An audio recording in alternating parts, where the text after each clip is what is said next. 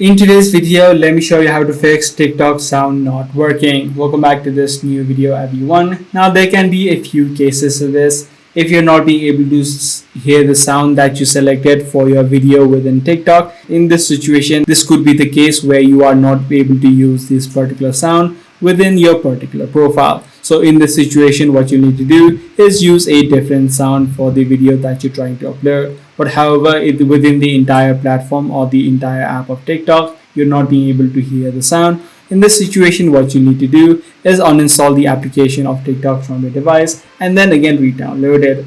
This is simply happening due to the app bugs or app cache or app glitches. So once you reinstall the application, you will get the latest version, and the latest version of the application usually solves all of these bugs. So make sure you follow these steps in order to fix the TikTok sound not working. If this video did help you out, be sure to subscribe. I'm going to see you in the next one.